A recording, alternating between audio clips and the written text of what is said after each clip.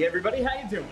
Well, that's good. Welcome to the PHLY Flyers Pregame Show presented by Coors Light. Visit CoorsLight.com/PHLY Hockey to get Coors Light delivered or to find a store near you. My name is Bill Matz. I'm your Director of Fun and Games for the evening. And look at this, a full house for pregame.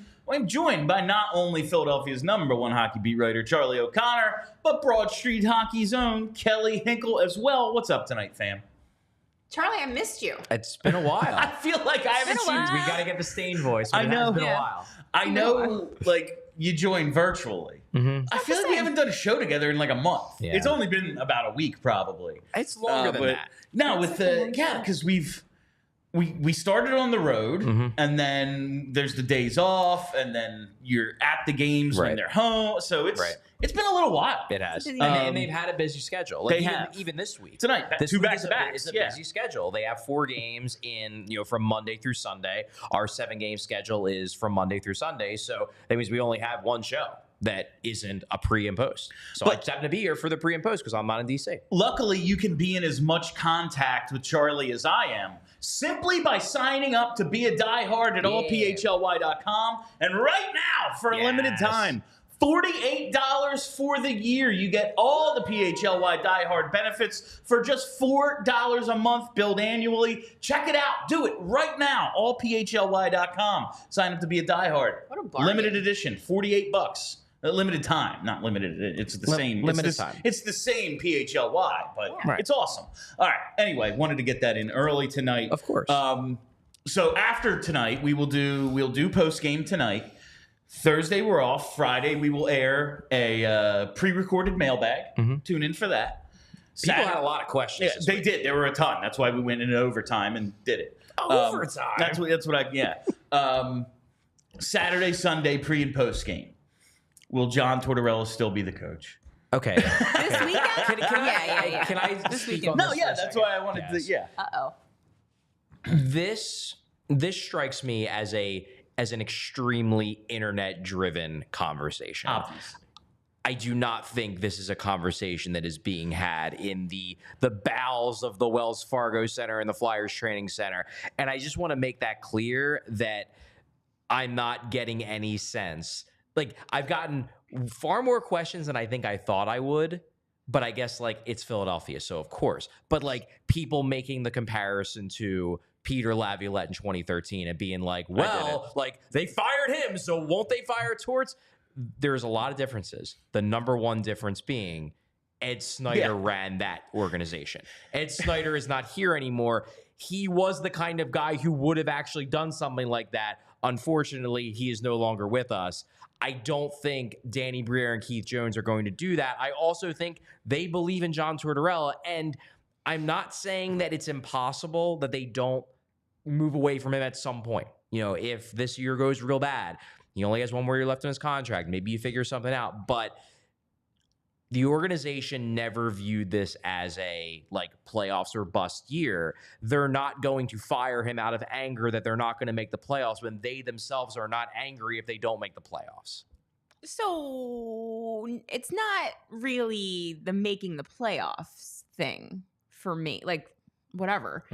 I feel like if they continue to look this messy, like, in my mind, a scenario that could play out that would make sense for me is if they continue to look this messy and we get to, like, Christmas, maybe Danny and Jonesy sit down John and say, John, what do you think about joining the front office? Like, what do you think about moving upstairs? And maybe it's time. Like, I don't think they're not going to fire him. Yeah. But I feel like if it continues to look this bajiggity, because they look like a mess. See, but this is where I disagree. I don't think things have been as bad as the sense I get from both you guys and everyone on Twitter.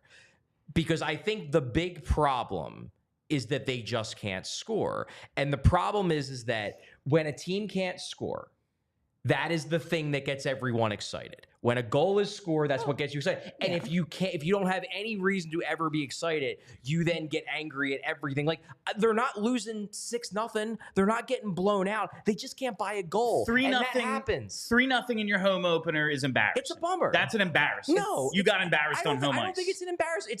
It's a not great game. A 3-0 loss isn't an embarrassment. It just sucks. Night you had a 0% chance to win. It just sucks. They lost 3-0. I don't think this is like the sky is falling. I don't think the sky is falling. I think they have, in 2 home games, flat out embarrassed themselves. I don't think they've embarrassed themselves. You can't score. So you get 18 shots on goal. You have no chance to win that game if you score. If you get less than 20 shots on net, you have a 5% chance to win. Not. Like, really, what is the possibility? Now, I think there's reasons for it, and we're going to get into the lineup for a second. I just think that if these 2 games would have happened in mid-December, no one would care. It's because it's early in the season and people were excited, and a lot of people didn't even, understandably, I'm not giving people crap for this, a lot of people didn't even watch the 10 p.m. games because, like, unless you're a sicko, why would you? And I just think people have now watched these 2 games and they're real angry. And I get it, but I don't think this is a, like, embarrassment, the most disgraceful thing in the world. We should be talking about John Tortorella possibly losing his job. Like, I don't think we're there. I don't think we're there either in terms of John Tortorella losing his job. I don't think the organization is in any rush to move on from John Tortorella. The organization being the people who make the decisions, and I include Tortorella in that. Yeah, I don't think he's going to fire himself. No. Like, the guy who might have the most say with Ed Snyder gone might be freaking John Tortorella. We don't know. Well, Jelushenko is still here, but we'll get to him in a few. The thing that is driving me nuts is it looks a lot more like the end of last season than it did the start of last season. Okay. Yeah. And last year, there's all sorts of reasons. The goalie situation, they're just tired because they're playing John Tortorella hockey every freaking night. You run out of steam eventually. They were never that good to begin with. They did wildly overachieve, and we all acknowledged that for the first few months of the season. And then it was like, oh, I guess this is just who they are. And as soon as we acknowledged that, they fell off a cliff. Like, all these things are driving me nuts a little bit. I don't think John Tortorella is getting fired. I don't think the organization as a whole is done with him. The players, though, we have seen this, and I don't think they're there. I don't think we have seen teams quit on coaches before. We've seen it enough. I know exactly what that looks like. I don't think they're there yet. I don't think they're there yet either. But they're not playing. Like, last night, they definitely, I think, tightened up in the defensive zone. Yeah, maybe until that the third period. Maybe, and well, yeah, when they, like you said in post game last night, when that 4th goal goes in, it's like, well, game. Yeah. You know, game. Or 3rd goal, really. Yeah, the 3rd goal, really. But I don't see them doing a lot of the stuff that led to them overachieving last year. For instance, they got 18 shots on goal last night. They're 20th in the league in shots a game. And that's a major difference from last year. They were 4th in shots a game last year. They were a volume team last year. They're giving up about 30 shots a game, 9th most. Last year, they gave up fewer shots a game than everybody but Carolina, the puck possession team. They're not doing the stuff that made them successful. Like, I never expected them to win. I thought their record would be similar to last year, and the result would be similar to last year. Maybe they get in, maybe they don't. Who knows? 50-50. And they could still, that could still play out. They're 6 games in. That could still play out that way. But, like, if they're going to do the rebuild this way, rather than the way we all kind of, when this all went down, it was like, tear it down, start over. No, you've actually handed out a bunch of long-term contracts. You have veterans in here. We're bringing guys along slowly. We're sitting young players like Jetlutchenko tonight, like Bobby Brink tonight. We're doing this sort of quasi-competitive rebuild thing. That means guys are supposed to get better and build on what they've done. Last year, I thought was positive steps for a lot of players in this organization. Who, in the first 6 games of this season, looks considerably better than they did last year? Nobody. No. But again, it's 6 games in. It is. I would expect the off-season games to show themselves early, especially for young players, and then maybe they hit a wall at the end when it does turn into that more playoff-style hockey that they're not accustomed to, and they struggled so much with last year. Yeah. Again, yes, 6 games. I expected much more competitiveness. I expected a much bigger contrast from the last 2 months of last season than I'm seeing right now. It makes me wonder how much did having very good goaltending cover up at the start of last season. But they were also surrendering the fewest shots out of anyone. Yeah, that's true. Other than Carolina, who's like an outlier. Like that's their game. We shoot a lot. We give up no shots. We always have the puck. They were just as good as them at that stuff. Yeah, that's what's weird. It's just like, this is essentially the same team as last year. And it looks like no one's, like, there's no no one's played together before. Like, they can't figure out how to play with each other. And it's like, you guys have been playing on the same team for quite some time now. Like, there's like 2 new dudes. Like, everybody else should understand how this operates. And I don't know it's because of all the line shuffling or because now they all just got the yips because they're in their head, or like what's going on. But I think, I don't know, like maybe it's different in the building, but visually on television, it looks real messy. Well, I see, and I guess, I don't know, like maybe this is part of why, like, and I don't even think I'm getting frustrated. My view of the reaction on social media was that this seems like a little much. Here's my evaluation of the way the season has went so far. They win the first game. They go into Vancouver. Tough game, road game, tough team. They win that game. Okay.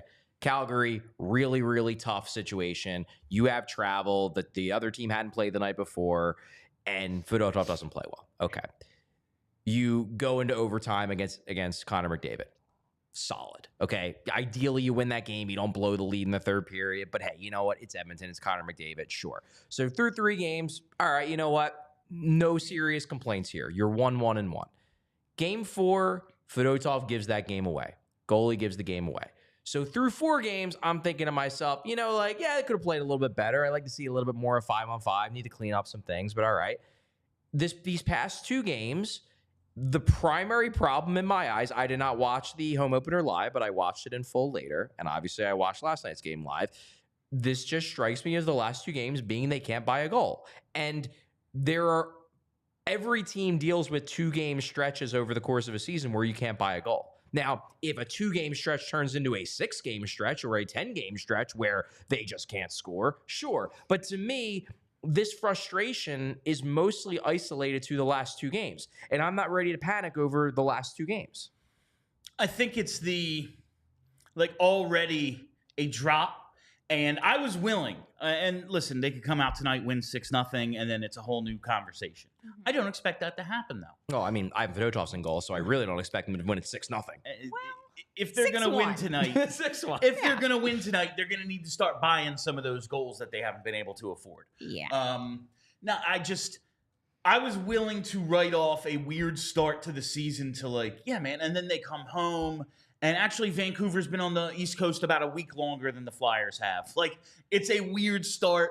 If they could just, take their off time and kind of resettle, refocus, and come back out. And then the worst game they played is that first home game. And then last night, 18 shots on goal. Bad. They have 3 in the second period. I'm sorry, you sucked. You flat out sucked. You're taking way too many. That's the thing. The undisciplined nature of their play. Not just with the penalties, especially the stick penalties, which are out of freaking control, but the coach, he has no discipline in being able to, I got to take a step back and I got to just let these lines go for a minute and see if anyone can figure this out. The play in the defensive zone, the forcing the passes, the missing the net at an unbelievable rate. It's an Owen Tippett problem, and it's an everyone else problem, too. When you get a feed down in the low slot, Travis Konechny from Matvei Michkov with the whole top of the net to shoot at, can't airmail it. Sorry, you're an $8 million player now. Yeah. You need to score those goals. And he will. That's the thing. I guess this is, again, why I'm not angry. Because, you look at, Travis Konechny can't airmail that. That's unacceptable. And, yes, in that moment, it's unacceptable. But, I don't think that's Travis Konechny's new true talent level. I just think in that one play he screwed up, and probably if he gets 50 more of those opportunities over the final 76 games of the year, he's going to score in a bunch of them. So it's not that concerning to me. Well, when he does, I'll stop being concerned. Until that happens, I'm that's the thing is, I haven't seen anyone outside of Michkov really impressed me to start this season. And honestly, they were talking. I saw this last couple of games, and I just listened to Flyers Daily, and Retitis was talking about it. I fully believe he's going to adjust. Teams are already adjusting to him. Yeah. Especially, he does that little move, turns his back, comes out a little to buy himself some time and space, and they go, no, we're just following you, and we're going to push you into the boards. That's just one of those things. I remember when it started to happen with Giroux, and it took a while. It was like 2014 before teams were like, he's the only good player. What if we just stand on top of him rather than let him dazzle it? Yeah. And that's already maybe happening with Mish. I fully expect him to adjust and figure out other stuff because he's a genius. I fully expect he is a high IQ level player. But teams watch tape. To be But sure. even him at 5-on-5, it hasn't been a seamless. And he's 19-year-old rookie. Of course, it's not. But I haven't seen anyone come out and impress me yet. That's the entire team started the year in a slump, and it's just when you're the hardworking team, when you're we're gonna go out there and show them team. That can't be what it is, and it is what it is to start the season, and that's very disappointing. Yeah, that's the vibe. It's disappointment. And also, I feel like we're pushing the panic buttons so early. Torts has his buttons out, and he's pushing all of them already. And it's this is the only way Torts knows how to coach. That's the other thing is he's not giving me any confidence because he doesn't seem to have any. Right. I'm we're already scratching the offensively talented players, and we can't buy a goal. I know that this is what you do, but Charlie seems pretty chill that they're going to figure it out. Why aren't you chill that they're going to figure it out? I don't know if they're going to figure it out or not. I wrote an article last night basically saying that, look, while I expect they're going to score more goals, what concerns me more is the fact that, especially in the immediate, ever since they traded Sean Walker, this team has struggled to score goals. Now, they already weren't a great goal-scoring team. Since that trade deadline, they have been a really bad goal-scoring team. Their shooting percentage has been below 8% in all situations, and there are definite similarities to what they're doing now to what they did after the Sean Walker trade. That said, they're not going to keep scoring on 2.27% of their shots the way they did over the last 2 games, because there's never been a team in NHL history that's done that, and they're not the worst team ever created. That's all I'm saying. And what I'm saying is that I want to wait a few more games before we make any pronouncements about the true talent quality of this team, because I think right now everyone is very much stuck on the last 2 games in particular as this is what this team is, and I just don't think that's quite fair. Nothing is fair in sports, Charlie. You don't get treated fairly when you are a professional athlete. You are judged on what just happened. And what just happened is the team scored 1 goal in their first 2 home games of the year. Yeah, but that's bad. Yeah, but it's not. And I've made this point on Twitter many times. I made a variation of it today. The Flyers, the Phillies, the Sixers are not the Eagles. The Eagles, every game does really, really, really, really matter. The Flyers have played 6 games. In Eagles language, they are now 1 game and 1 quarter into their season. They have just ended the first quarter of week 2. This is still really early. I still don't know what the Flyers are. They might stink. This year might be what we thought last year was going to be. That might be the way it plays out. But I am not ready to say that with certainty yet, because we are still dealing with a very small sample size. And the last 2 games, I saw a team that actually created a fair amount of scoring chances. They just can't score on them, and they will eventually start scoring on some of them. I did really have to laugh. You were there live, so you didn't see the broadcast. They go to interview John Tortorella, and he's like, honestly, we haven't been bad. And he's so good. And he's already oh no, you have dad hat on? I know. No, you should be mad. That's what I said. He's they scored on a couple shorthanded chances and we didn't. That's it. And honestly, yeah, that was the difference for some time last night. And then the second period happened. Yeah. Okay, throw the first period away. Some bad stuff happened. Let's come out and look good. No, we look considerably worse. That's not a team that tells me they're about to turn it around. And there are real problems here. You hit the nail on the head earlier when you talked about the lack of shot volume in comparison to last year. Also, their play driving metrics so far, 5-on-5, they're not carrying play like they did last year. That's a concern. And I do think that Sean Couturier spoke to a lot of it last night when we talked to him after the game. He basically said, look, when you're not scoring, you start cheating. And John Tortorella said the exact same thing. When you're not scoring, you start cheating, which means you have the puck less, which means then you have even more trouble scoring because you have the puck less often in the offensive zone. Last season, and this is something I talked about in the article for Diehards Only, if you want to subscribe, last year the Flyers were never a good finishing team. That was one thing that annoyed me about some of the comments the players made after last night's game, because it was like, well, we got goal scorers on this team. Like, do you? Do you actually? Your top goal scorer last year was Travis Konecny, who scored 33 goals, which was 27th in the league. There's only one other guy on this team who has scored more than 30 goals once in a season in his career, and that was Sean Couturier pre-double back surgeries. So do you have goal scorers? You have guys who could maybe be goal scorers. Yeah, we think some of these guys can score. You have guys like Forster and Tippett and and Brink maybe, and obviously Michkov and Farabee. Like, you have guys who, if they scored 30 goals in a season down the road, it wouldn't shock me. I'm frankly expecting it with Matvei Michkov, but they have guys who could be goal scorers.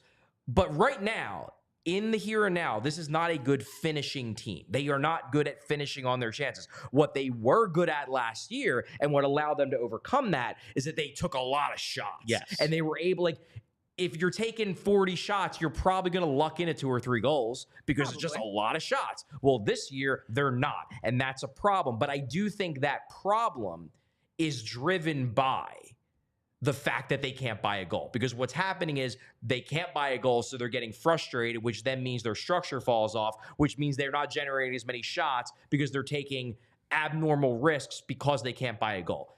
I think a lot of this does get resolved if they just get a few bounces and they get some goals, and then maybe the shot volume goes up. Now, if the shot volume never goes up and none of their young guys take the next step to be better finishers, then they're going to be a team that scores 2 goals a game and they're going to suck. But I'm not ready to say that's an inevitability 6 games into the year. 13 goals through 6 games, 6 at 5-on-5, 1 at 6-on-4, 3 at 5-on-4 power play, 1 4-on-5 shorthanded, 1 last night in the 4-on-4.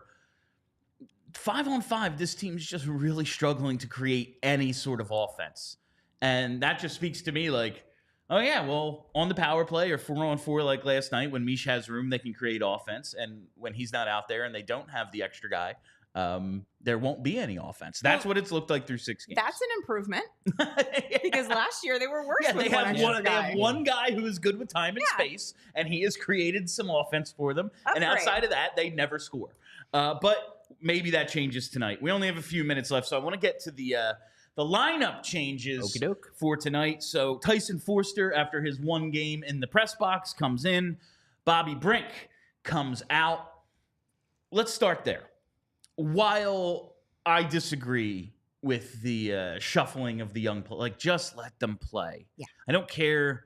Like, okay, yeah, but Igor Zamula's still in, so like, what are we doing here? If it was one bad play, what? Okay. Anyway, I can somewhat understand, because I tweeted this out today. In your top 9, you have 5 right wingers. There are only 6 wing spots in your top 9.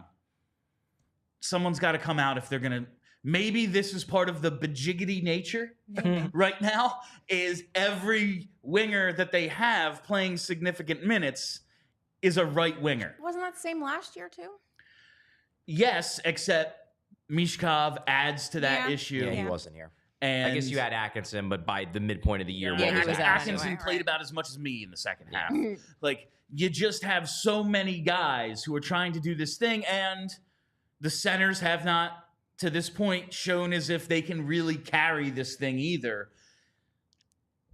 Something has to give at some point with all these right wingers. Either someone really has to take hold of a left wing spot on their offside, or there needs to be a trade. Is that going to happen today? Is it going to happen at the deadline? Well, maybe. I have no idea. But this is going to have to be a thing that changes, and I wonder, like, while the line shuffling is frustrating, I also get it. None of these lines look good.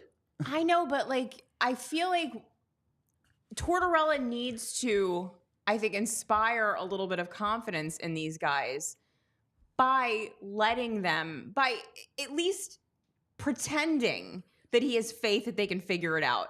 Like, I feel like by constantly shuffling, he's like signaling to them like, no one knows what they're doing. No one can figure it out. I have to figure it out. Like maybe if you just left a line alone for one entire game, they would figure it out. And maybe they would start to feel like, oh, okay, he thinks we can do, you know what I mean? Like these kinds of like mind games that he likes to play. But I just think that the constant shuffling, while I do understand why it's happening, I just don't know if it's what's going to ever solve this problem. Yeah, it's tough because I don't disagree with you in principle. I do agree that generally speaking, line combinations do better when they have some time to gel. The reason why I don't totally buy it, I think it's really twofold. Number one, it's because aside from Michkov and Luchenko, like this is basically the same team as last year. Like we've seen Joel Farabee and Bobby Brink. Like they have chemistry that carried over from last year. Like I feel like maybe one of the reasons why he's juggling the line so much is because these guys have spent so much time playing together. And he's like, well, you know, there have been moments where all of these guys have had chemistry with all of these other guys. So let's just throw them in a blender until finally something pops that I like, and I'll keep that together. It's just that nothing is popped because they can't freaking score, so he just keeps cycling them. The other reason, and like I hate to do this because I generally am not in favor of the like appeal to authority thing, but there is an element where it's like, I don't know, man. Like John Tortorella has been doing this for 25 years. Like I'm not going to say with certainty that like he is 100% wrong that juggling lines don't work because like I don't know. Like I think collectively we're smarter. I don't know. Like he probably has done this a lot longer than we have. And again, like it's early. I personally wouldn't do it this way, but I guess where I really stand is I don't think the juggling of the lines is the reason why this team is struggling. I don't think it's the reason, and honestly, he would have a lot less reason to if they spent a lot less time on special teams. Yes. Because that automatically juggles your lines. Right. Yeah. You have guys who do certain things, don't do others. And Sean Couturier noted that after the game. Like last night, he split up Mish and it was Tippett and Michkov. And they started with Couturier between them. They go to Paling, which was, all right, I thought Michkov and Couturier kind of looked good together. I wanted to see more. Looked like they could at least get in on the forecheck. But splits them up, puts Paling with them. Immediately, there's a bunch of special teams time. So Couturier and Michkov are back together. Right. It was like, well, your shuffling didn't even actually work because there's so much special teams time. It throws everything off. They need to stop doing that. I forgot we have super chats to do, so let's get to those. First, thoughts on Luchenko not playing tonight. Why? What are we doing? Well, I don't know. Because I thought for sure that they established over those in those first two games, he's not going to play in both games as back-to-back. Fair. You can agree or disagree, but that is a logical stance that I can at least see where they're coming from. So when he didn't play in game one of this back-to-back, I was like, oh, he's probably playing in game two. That would make sense. The fact that he's not, it raises my eyebrows and makes me wonder. And I know it frustrates me that I cannot say the name Jet Luchenko without people thinking that I'm saying this from a place of I desperately want him to go back. I am not. I am just saying that the fact that he has now not played in two straight games of a back-to-back does make me wonder if they've already made a decision on whether or not they're sending him back. I wouldn't be surprised because if this is the team, there's not a point to him being here. He's not going to learn anything from all of this. If you think it's this bad, but I don't think they're this bad. Well, they are right now. My problem is I think I have figured out the line that will absolutely work. What is it? It's Luchenko centering Michkov on the right and Sean Couturier on the left. Oh, so you want just Couturier back at wing? It worked for Claude Giroux at this age. That's all I'm saying. All right, let's hit these super chats. Gary B says, Bill, Charlie, Kelly, how do I get tickets for the Sweet Game versus Cutter? It's on the website, I have to get tickets to it to meet the Gary, three of you. You have to come. Yeah, allphly.com. Check out the events tab, and it should be right there. There you go. This next one here from Gary B as well. It says, Charlie, I consider myself as a diehard, not a sicko hockey fanatic. Will you do anything to watch? So I want to give the background on this because perhaps Gary does not understand where this originates from. This is something I borrowed from the PHLY Eagles show, Zach and Bo. I believe they started this with Birds with Friends, with their old show. it is very much meant as a term of endearment. Oh, I am not criticizing. I am saying, and what they use it as is basically like the people who are diving through play charts and watching all 22s and watching all of Fran Duffy's great videos. Like, you are the sickos. Yeah, it's not derogatory. And it is meant as like you're awesome because you care that damn much. We're sickos. If you know the three of us because you've been watching or listening to Broad Street Hockey Radio before this, you're a sicko. Yeah, you're a because sicko. you've been following this godforsaken team through I don't even know what for the last 6 years. But I want to make it clear that Yeah. like that's not me. When I said that like only the sickos stayed up to watch 4 10 p.m. games in a row, that was not me criticizing the sickos. No. That was like a term of endearment. Term of In fact, endearment. I am impressed It is that you did. simply who we are. All right, 100. JH with a super chat here says, I love that Charlie's always been the level-headed realist, but when the team's falling apart, he seems overly optimistic. He's turned into me all of a Yeah, sudden. he's when- really- when the team's doing really good, I'm the one who's like, yeah, I still don't think they're making the playoffs. And then when the team does this, I'm like I don't know. It's 6 games in. There's a decent chance they're going to figure it out to a degree. Yeah, that's just kind of my personality. Charlie, I guess people could take that as that I'm a contrarian, I was but gonna say, I really think in contrarian. reality it's just that like I'm here and everyone else is like up and down, up and down. Charlie's just, he's on drugs or something. I don't know. He keeps himself docile. Too calm at all times. All right, and this last one here from, what does this say? Nolan Patrick. Cinema. Nolan Patrick was rushed, gift wrapped the 2C. No one mentioned his horrific coverage 6-1 Isles game on him. Jet gets every misdeed pointed out. Can we back up for a second here? I don't. There's a lot Are of we things being just taken as fact in that statement. not even that. I want to zero in on one very specific thing. Are we really referencing, because maybe there's another 6-1 Isles game, are we referencing a 6-1 Isles game from like 2017? I have no We idea. must Because be. if we are, that is a true sicko True comment. sicko. True sicko comment right there. That a sickest of the 6-1 sicko. Islanders game, the New York Islanders from 2017, still sticks in your head. So props to you, good person. The underlying I point do of worry about Jet you a getting little. every missed defensive thing pointed out, maybe to a degree, but I feel like there's a reason for that. And the reason is not trying to be hypercritical of Jet. The reason is that there was no chance in hell that the 2017 Flyers were sending 2nd overall pick Nolan Patrick back to juniors. Whereas Jet Luchenko, 13th overall pick, who has never scored at an elite level in juniors, yes, it is possible that he gets sent back. So we are dissecting his shifts to a degree that maybe we didn't with Nolan Patrick, because we're trying to figure out if the Flyers are going to determine whether he's staying or going. And those types of plays, especially when you're involved in a defensive breakdown, they can influence the decisions of higher ups. So I think the two situations are different. However, I will say, if you are referencing a 2017 6-1 Islanders game, Cinema, thank you. You are a true sicko. One of us. Well done. This has been the PHLY Flyers pregame show presented by Coors Light. Visit CoorsLight.com/PHLY Hockey to get Coors Light delivered or find a store near you. We will be back with postgame, so make sure you tune into that and make sure you go to allphly.com right now. Sign up to be a diehard. Take advantage of our limited time offer. $48 for the whole year. My name is Bill Matz. That's Charlie O'Connor. That's Kelly Henkel. Until postgame, let's go Flyers. We all silly like the mayor.